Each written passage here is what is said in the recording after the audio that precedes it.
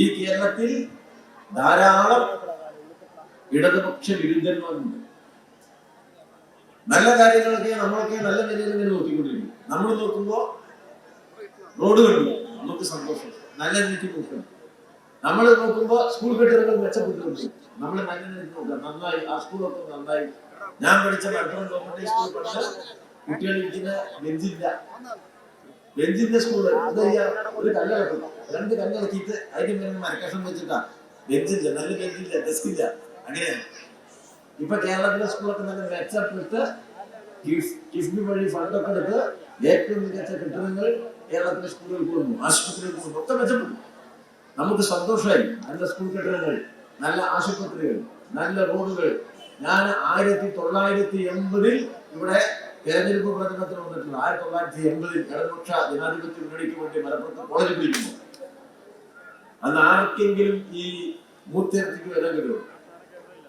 ഞങ്ങളെ സഖാക്കളൊക്കെ തെരഞ്ഞെടുപ്പത്തിന് വന്ന് മൂത്തേർത്തിക്ക് വന്നവര് പിന്നെ പോയിട്ടില്ല. ആ ഒരു ഗുണം. തെരഞ്ഞെടുപ്പിന്റെ അന്ന് വന്നവര് തെരഞ്ഞെടുപ്പ് കഴിഞ്ഞാലേ പോവുള്ളൂ. കാരണം എന്താ?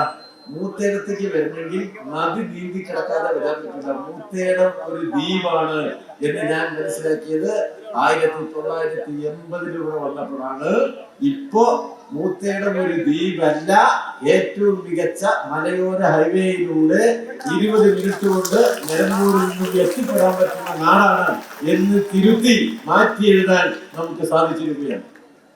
ആ മാറ്റത്തിന്റെ അടിത്തറ മുഴുവൻ നടന്നത് ഇടതുപക്ഷത്തെ.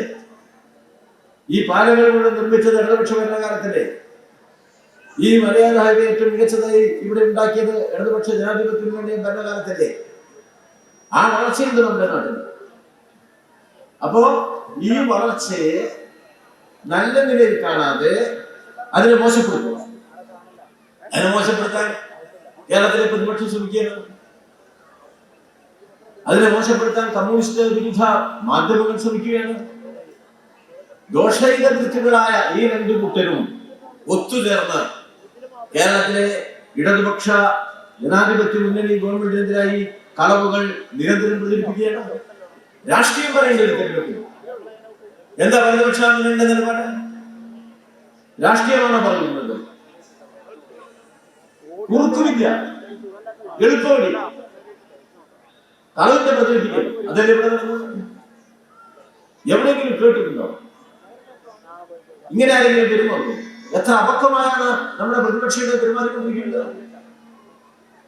ഈ തെരഞ്ഞെടുപ്പ് തുടങ്ങിയ ഉടനെ നിങ്ങൾ ശ്രദ്ധിച്ചോ? നിങ്ങളെല്ലാവരും ശ്രദ്ധയിൽ വന്നു.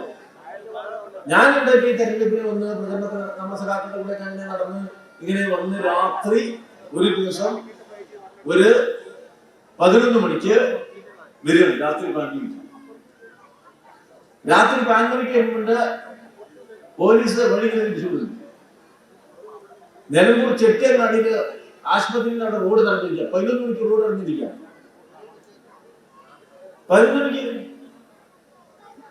ഞാൻ വിചാരിച്ചു എന്തോ വലിയ അത്യാഹിതം നമ്മുടെ നാട്ടിലെ ഇവിടെ നടന്നിരിക്കുകയാണ്.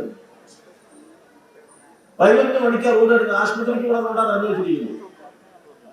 അതിനടുത്ത് ഞാൻ ചെന്ന് നോക്കി. അപ്പൊ എന്നെയും തടയാൻ നോക്കി. ആരാ തടയുന്നതെന്ന് ഞാൻ നോക്കി. നോക്കിയപ്പോ ഭാഗ്യത്തിന് അത് മലപ്പുറത്തേരനല്ല, അവിടെ ഭാഗ്യം.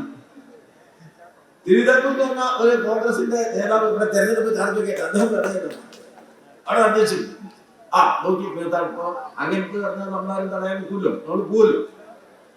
അന്വേഷിച്ചപ്പോ പന്നിക്ക് വെച്ച ഇലക്ട്രിക് കമ്പിയിൽ കാല് കെട്ടി ഒരു കുട്ടി മരിച്ചുപോയ നിർഭാഗ്യകരമായ സംഭവം. ഒരു കുട്ടി മരിച്ചാൽ നമ്മളെന്താ ചെയ്യാ? നമ്മളെല്ലാവരും അത് ദുഃഖിക്കുന്നു, അത് ആവർത്തിക്കാതിരിക്കുന്ന ജാഗ്രതപ്പെടുന്നു, ഇങ്ങനെ സംഭവങ്ങളെ കുറിച്ച് ആലോചിക്കുന്നു, എന്തൊക്കെ സംഭവിച്ചു എന്നുള്ള വലിയ പ്രയാസകരമായ കാര്യത്തെ കുറിച്ച് അന്വേഷിക്കുന്നു, ആരാണ് ആശുപത്രിയിൽ നോക്കുന്നു. ഇതൊക്കെയാണ് മനുഷ്യത്വപരമായ സമീപനമാണ് സ്വീകരിക്കുക. എന്താ കോൺഗ്രസിലേത്? ഒരു കുട്ടിക്ക് ഷോക്കടിച്ച് മരിച്ചു എന്ന് കേട്ടപ്പോ റോഡ് അപ്പൊ തന്നെ കിട്ടിപ്പോയി.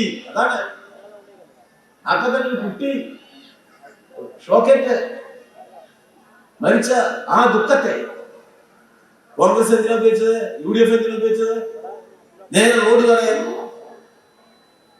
എന്താണെന്ന് അന്വേഷിക്കില്ലേ? എങ്ങനെയാണ് സംഭവിച്ചതെന്ന് അന്വേഷിക്കില്ലേ? അതൊന്നും വേണ്ട, റോഡോട് തടയാം. ടിവിക്കാരൊക്കെ റെഡിയായി റോഡ് തടഞ്ഞിരിക്കുന്നു, വലിയ അപകടം. പിറ്റേന്ന് രാവിലെ നോക്കിയപ്പോ ഇവിടെ എന്താ കണ്ടുപിടിച്ചത്? രാവിലെ നോക്കിയപ്പോ മനസ്സിലായത് പന്നിക്കണിയാണ്.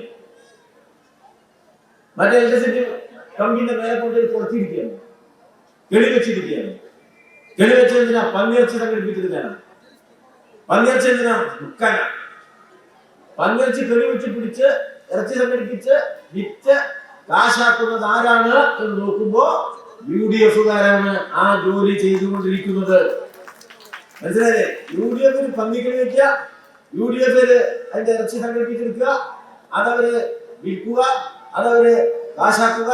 അവർ വെച്ച പന്നിക്കണിയില് ഏതെങ്കിലും ഒരാളുടെ കാല് തട്ടി ഷോക്കടിച്ച് എന്തെങ്കിലും അത്യാവശ്യം സംഭവിച്ചാൽ ഉടനെ കൊടിയെടുക്കുക, എന്നിട്ട് റോഡ് തടയുക, എന്നിട്ട് പറയാ പിണറായി മറുപടി പറയണം, പിണറായി മറുപടി പറയണം.